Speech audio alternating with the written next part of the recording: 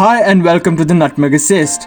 As we all know, La Liga is back, and with a full match day of fixtures played, today me and Sudesh will be doing a tactical analysis of the Gran Derbi between Sevilla and Real Betis. Sevilla lined up in a 4-3-3 formation, which has been common under the new manager Julen Lopetegui, whereas Betis lined up in a 4-5-1 formation with Nabil Fekir and Christian Tello playing on the wings.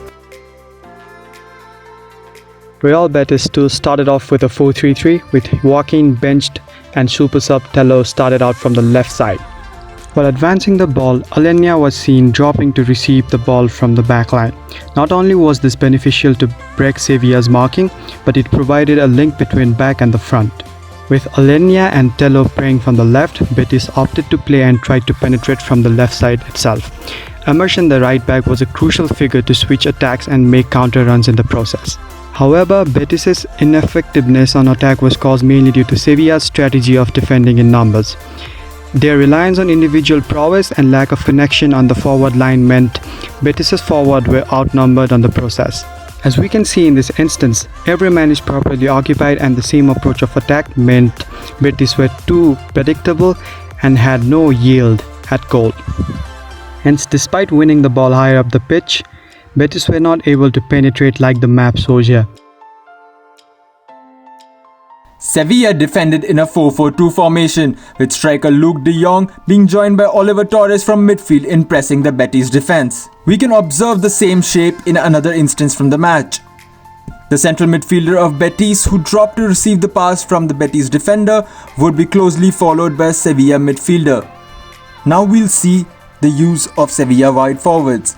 Lopetegui played his wide forwards Ocampos and Munir very narrow, which cramped the space in the central areas and made the Betis centre-backs play wider towards the full-backs in order to progress the play. When the ball was played to the full-backs, the wide forwards would then press the full-backs and take out the passing lane towards the wingers.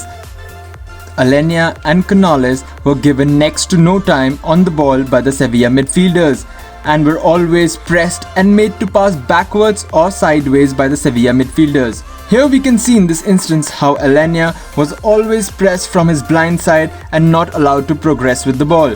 Sevilla did the same with Canales and allowed him to make the majority of his passes backwards or sideways.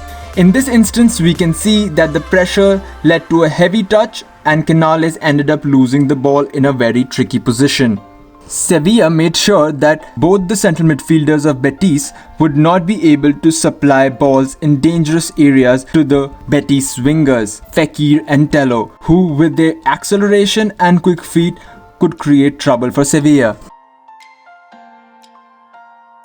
Julen Lopetegui Sevilla started off with a 4-3-3 on papers and managed to stay flexible while attacking throughout the match. The use of wide players during the build-up was a crucial part of Sevilla's tactics. The formation switched to a three-man backline while on possession, with Fernando tugging in to release the fullbacks. With Carlos, Cawende and Fernando in the back, Navas and Reguilon were available to make runs. Further up the pitch, Sevilla's progression from the right was the key. Ocampos, in addition to a goal and an astounding assist, frequently make runs and combined with the forward players in numbers. Moves like these were common and evident of Sevilla's attempt to attack from the right. This pass from Reguilon for Navas releases Ocampos, who then creates an attack. Despite the preference towards right, Sevilla were equally involved in the left side as well. With Munir, Jordan and Reguilon given freedom to join the attack, the left side saw 40% of total attacks compared to the centre's 19%. The density of touches taken by Sevilla further helped to portray the picture. All in all, Sevilla were the superior attackers among the two. Betis defended in a 4-5-1 mid-block, which sometimes got converted into a low block. We can have a look at the Betis shape in another instance. Betis tried to crowd the central areas by tucking their wingers a bit inside. This allowed Sevilla to play the balls out wide and include their fullbacks more and more into the game. Due to this tactic of Betis, Sevilla put in a lot of crosses. Most of the crosses were ably met by the Betis defense of Sydney and Bartra, doing well to cover up all the balls being put inside. In one such occasion, Munir's beautiful ball was met by Luke de Jong, but he couldn't direct his header towards the goal. Due to Betis making the space in the central areas difficult for Sevilla, Sevilla always looked for the switch towards their fullbacks, and when Sevilla made the switch, Betis would just shift the same tactics onto the other side and make them just go back. If in the case that another cross was put in, it was ably met by the centre-back pairing of Sydney and Marc Bartra. The turning point of the match was Spanish referee Mateo Lahoz. He gave a dubious penalty call to Sevilla the advantage. We don't think that it was a penalty at all, but Mateo Lahoz always wants to be in the limelight. What was more interesting was to see that even VAR acknowledged that it was a penalty.